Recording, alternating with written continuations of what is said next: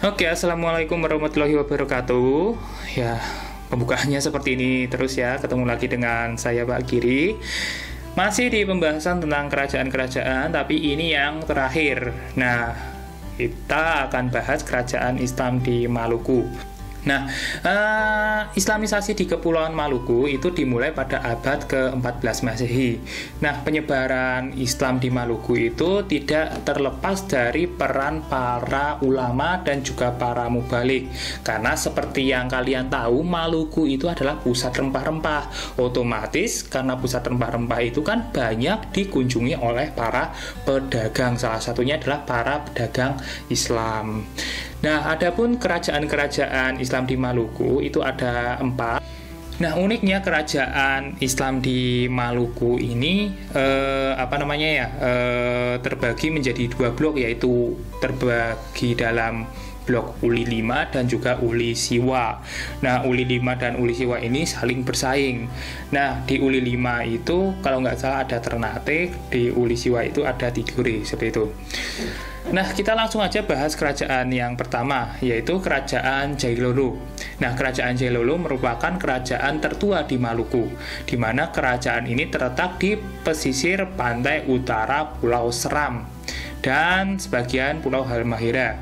Nah, Kerajaan Jailolo ini berdiri sejak tahun 1321 dan mulai memeluk Islam setelah kedatangan mubalik dari Malaka. Nah, selanjutnya adalah Kerajaan Ternate, yang kerajaan ini resmi memeluk Islam setelah Sultan atau Raja Zainal Abidin ini belajar Islam ke salah satu wali songo, yaitu Sunan Giri pada tahun 1486. Nah, terus Ternate sendiri itu corak ekonominya adalah lebih ke produsen rempah-rempah, karena Ternate ini mempunyai kualitas rempah-rempah yang sangat baik atau terbaik waktu itu, hingga dikunjungi oleh pedagang dari India, Jawa, Malaka, dan juga Cina. Bahkan nanti bangsa Eropa seperti Portugis, Spanyol, Belanda itu sampai ke Ternate. Dan karena aktivitas perdagangan yang sangat sibuk, maka kota-kota pelabuhan di Ternate ini sangatlah ramai dan juga banyak mendapat masukan. Namun kerajaan Ternate ini mempunyai persaingan dengan kerajaan tetangganya, yaitu Tidore, yang nanti dimanfaatkan oleh bangsa Eropa, yaitu Ternate dimanfaatkan oleh Portugis, sementara Tidore itu dimanfaatkan oleh Spanyol, yang akhirnya terjadi perang seperti itu. Nah, yang selanjutnya adalah Kerajaan Tidore. Nah, Kerajaan Tidore ini mulai masuk Islam sekitar abad ke-15 Masehi. Nah, raja yang pertama adalah Cirali Lichtu. Setelah masuk Islam itu berganti nama menjadi Jamaluddin, dan gelarnya otomatis menjadi sultan, yaitu Sultan Jamaluddin. Nah, ini masuk Islam berkat jasa seorang mubalik bernama Syekh Mansur.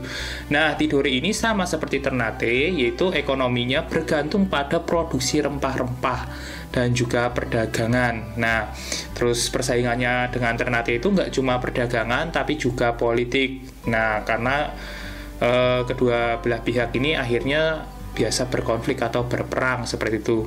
Dan sementara itu Tidore juga tergabung dalam Uli Siwa, saingan dari Uli 5 kayak gitu.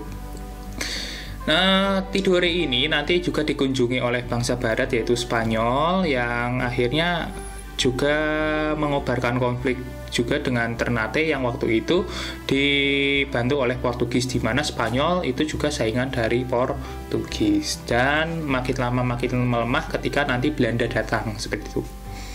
Nah, seperti biasa ada pertanyaan untuk kalian. Pertanyaannya adalah apa yang menyebabkan konflik antara Ternate dan Tidore? Ya, seperti biasa jawabnya kalian sudah tahu di mana. Dan sekian untuk pertemuan kali ini. Wassalamualaikum warahmatullahi wabarakatuh dan sampai jumpa.